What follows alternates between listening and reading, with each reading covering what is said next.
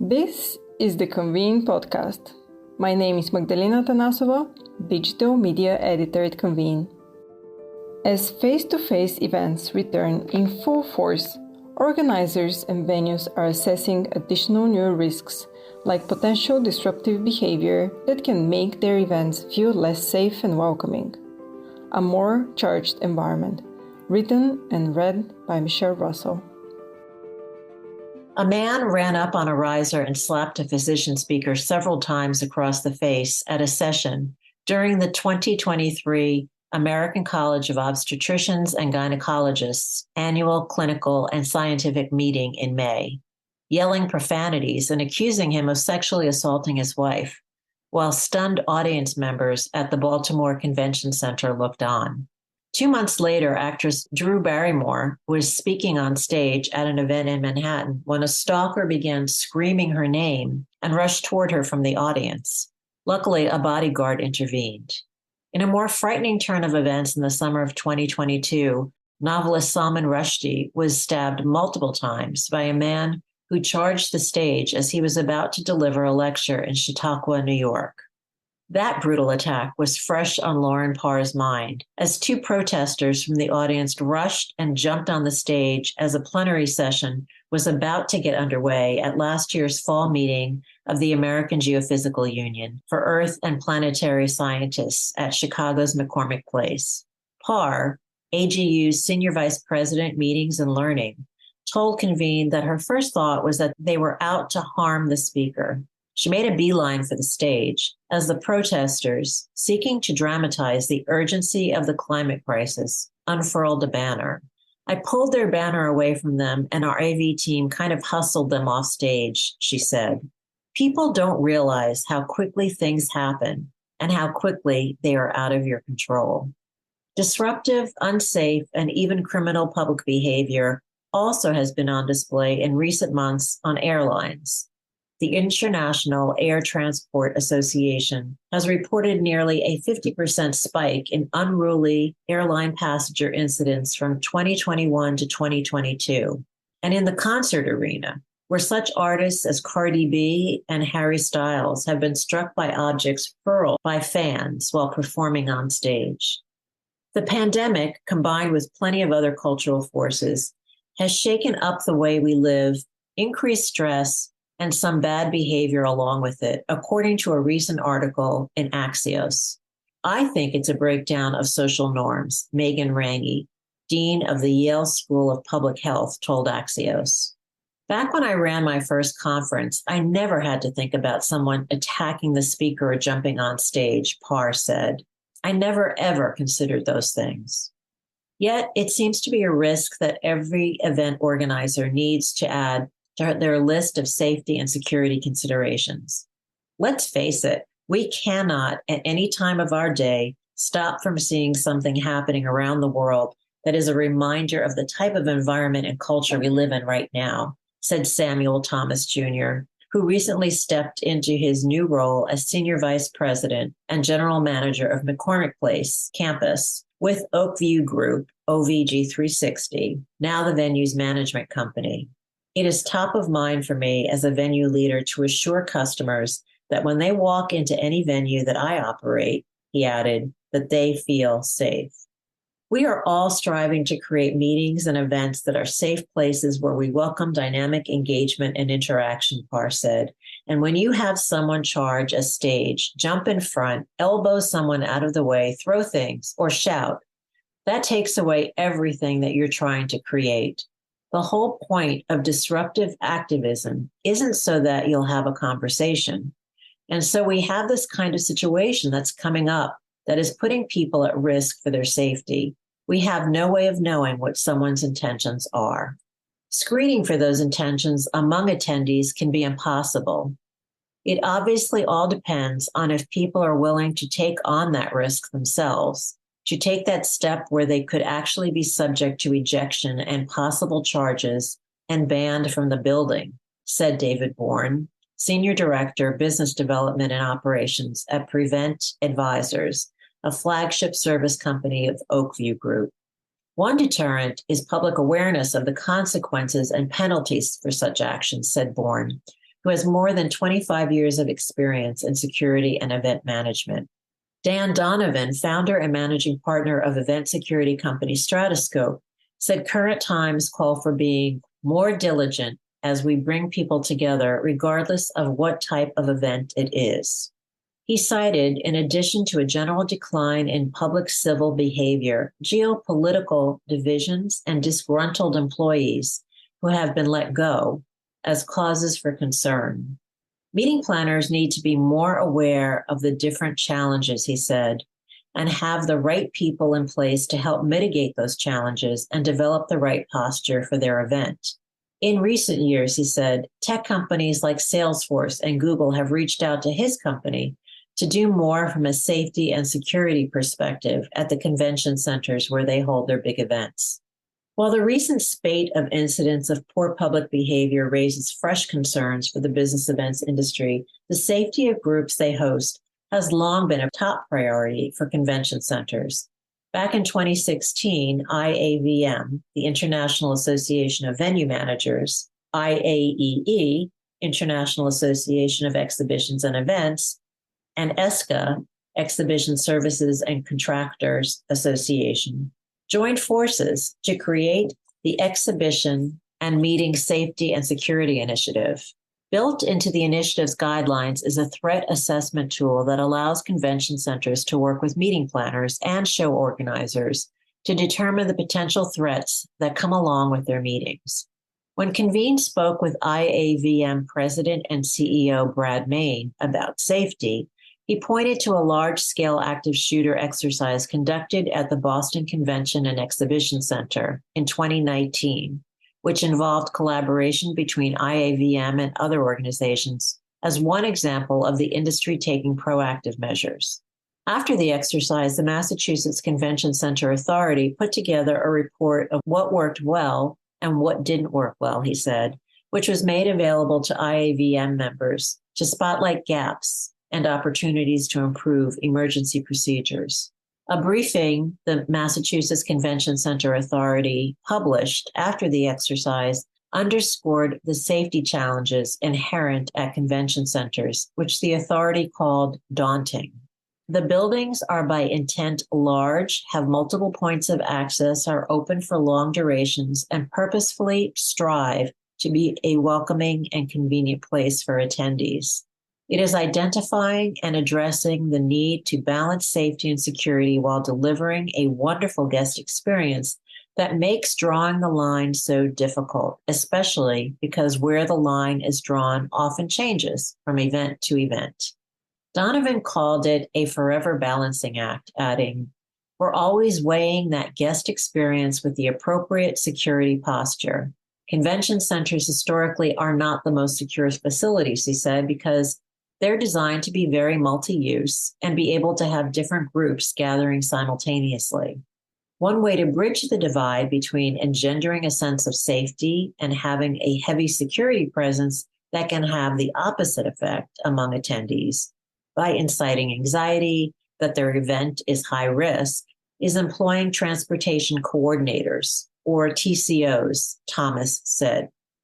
These coordinators are in the intersections leading into the convention center, and then we have our own TCOs that welcome our guests. Not only are they there as a presence, but they're there as ambassadors, he said, serving as a greeter and someone to make you feel very comfortable. That's why it's important to train your public safety personnel on customer service. If you're executing meetings at scale, you've already got emergency plans in place, Parr said. The bigger question becomes, how do you keep people safe in a room without creating an environment that prevents engagement and inclusivity, she said. If attendees see rows of security guards or police officers inside your event, how do they feel about participating? While not every event presents enough of a risk to warrant rows of security guards or such measures as weapons detection tools or video surveillance, at a minimum, Donovan said, we need to validate who the people are that are being given access to venue spaces.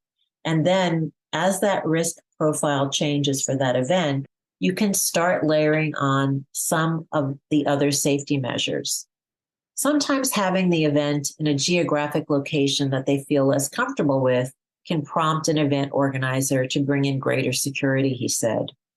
It could be that we're doing some things like drone detection, Donovan said. Drones are an area of concern. It's not a question of if someone's going to use a drone in the US to do something nefarious, he said. It's when. It's going to happen. Donovan recommended planners talk to venues about what other events will be held in the building at the same time as theirs. Bourne suggested the same, as well as asking such questions as what events will be moving in and out over their dates, what is happening elsewhere in the host destination, and what kind of training their security staff has had. Donovan said it's important to assess the host city's safety in terms of crime and threats from a true data perspective rather than perceptions. Convene spoke with Donovan while he was on site at the Moscone Center preparing for an upcoming event. The city of San Francisco and the San Francisco Police Department have implemented a program that they call Operation Safe Passage to put extra resources on the streets when there are big events in town, he said. And the data supports, he said, that it's working. I think more and more of these buildings want to be more secure and have fewer ingress and egress points, Bourne said. What I like to see is a building's baseline, what their level of security is on a regular day-to-day basis or for a standard event. A building can raise its baseline up for a high-profile event, he said, from just having security at the doors to doing screening. So that brings us to a higher level of baseline, he said, than what we're normally having, but we never go below our baseline. I like to look at past instances of events with the potential for protest activity. I like to talk to my public partners, police and fire departments. Do the police have any intelligence over this particular event? Do they have any experience with these folks? I like to talk to other venues that may have hosted that particular event. And then you can also look at what else is going on around in town that may affect the venue, like a big festival somewhere else. It's going to bring a different element to the outside of the building, he said, or a political event going on at the arena. The desire to host social and networking events outdoors hasn't waned since the pandemic, but none of the venue experts Convene spoke to said that outdoor spaces at convention centers posed extra security concerns that couldn't be easily addressed. May noted that many of these outdoor spaces are elevated or are rooftop venues, so they're part of the building's security. When a center has outdoor space at ground level, he said, it makes sense to shut down the street for added security. We've created protocols between the venues, the show organizers, the decorators, everyone who's involved, with a long list of things that they collectively should be paying attention to, Maine said. It's a security posture for the level of security that is needed for each specific show. If you've got a show that has never or seldom had any security issues, that's at a different level than if you have a political program or a controversial speaker as to what that protocol that you're going to have to follow is going to be. The meeting planner should meet with the venue about what the security protocols are going to be and why. And then have a communication platform where everybody can get a hold of one another in case something does take place. An event organizer needs to feel comfortable that the host venue is doing everything it can to make it a safe and enjoyable environment, Maine continued. Part of that is ensuring everybody knows in advance who has what responsibilities and how you react to certain conditions. Thomas said he's seeing more and more weapon detection systems being deployed for events.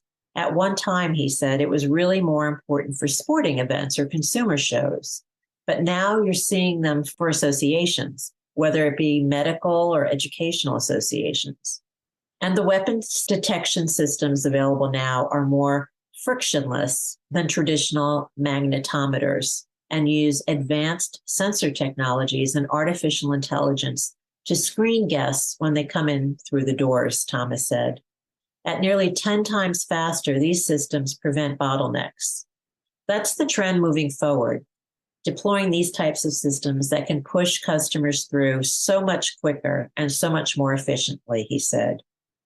Thomas said facial recognition technology needs to be approached with caution because it can be seen as intrusive. We have to really weigh what our customers want, he said, because at the end of the day, when we open the doors, this is our customer's house. Here's a sidebar that gives tips for planning for protesters. The protest incident at AGU's, American Geophysical Union's 2022 meeting, which attracted more than 23,700 in-person and online registrants, turned into a really difficult issue for the Organization of Earth and Planetary Scientists.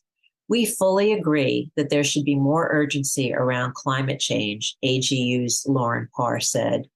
I mean, you had us at hello with that, but you can't charge a plenary stage and take over the session to make your case. We can agree with your message, but if your actions frighten people and make them feel unsafe as a real or perceived threat, that presents an enormous challenge. When we think about protesters, she said, we also have to consider who they may silence. The two protesters who wanted to draw even more attention to the climate crisis effectively silenced our first transgender plenary convener and speaker, a scientist, artist, and activist in her own right, Parr said. And they disrupted artists who were about to come on stage to perform and who were using their work to inspire discussions on climate change. While the session continued after we were able to remove the protesters from the stage, the focus shifted to them. No one talks about the great work by the convener and artists. They remember the disruption, and that's really unfortunate. While Parr thinks there's an increased level of stress among people, making it more difficult for them to behave in a polite and civil manner in general, she doesn't underestimate the level of anxiety felt by her particular audience. I do think that in climate science in particular, you are seeing people get more and more frustrated and frightened. There's real grief expressed by members of the community, she said. To help people deal with that angst at this year's AGU annual meeting in San Francisco, December 11th through 15th, we're having experts facilitate workshops on climate grief and resilience to help our community learn and cope in a productive way. We wanted to respect these feelings and offer tangible resources. What concerns Parr is how the association community in general can respond to a more charged environment. If we're spending more and more on security, we're spending less on F&B, she said, or our registration rates are going up. How are we creating those safe spaces and holding affordable conferences that people can attend? While she doesn't yet have an answer to that question, Parr makes the following recommendations for organizers who need to plan for the prospect of attracting protesters at their meetings. First, determine your protocols, your duty of care, and get internal consensus when it comes to protests or disruptions. Do you ask disruptors to leave the stage? And if they refuse, do you shut the session down? Do you have the AV company stop recording if the session is being streamed? Your leadership should approve or help create these policies and understand their duty of care for attendees at your event. Make your code of conduct unskippable. AGU is making sure registrants spend more time reading their code of conduct than just having them check a box at the end. You're going to have to click specific boxes to say that you understand the behavior that's required, Parr said. And on site, there will be signs about the code of conduct posted. Rethink your staging to make it safer. We've raised our central stage, Parr said. It used to be 2 feet high to make it more democratic and engaging, but we've raised that up to 4 or 4.5 feet, and you won't be able to come on and off the stage from the sides. You'll have to come from back of the house for our main stage. Have a backup plan if someone disrupts a session or causes safety concerns. Partner with your venue to understand how they handle safety, emergency response, disruptions, and protests, as you are responsible for following their policies and procedures as well. If there is an escalation, decisions will largely be driven by the venue and local authorities, despite policies you may have in place. Understand where that line is, she said. Expect that certain speakers will require expensive security measures. Government or high-profile speakers, Parr said, want to know what security measures you have in place. I think you're going to see very high-level speakers require more in terms of security, she said, and there's a cost to that. Finally, offer would-be protesters or disruptors ways to gather and share ideas. Any member of our community can apply for a session, town hall, open space, or designated protest space, Parr said. You can't disrupt sessions, take over events. There are both building and organizational policies to keep people safe, she said, but we are happy to help you convene. Educate your attendees on what they can do to engage and express themselves within these policies. If people want to protest, we're not here to stop them, but we are here to say that anything that happens at our event needs to occur within the boundaries of our code of conduct and be respectful of everyone. You can't scare people. If you enjoyed this episode, do give us a 5-star review and subscribe wherever you listen to podcasts. Until next time.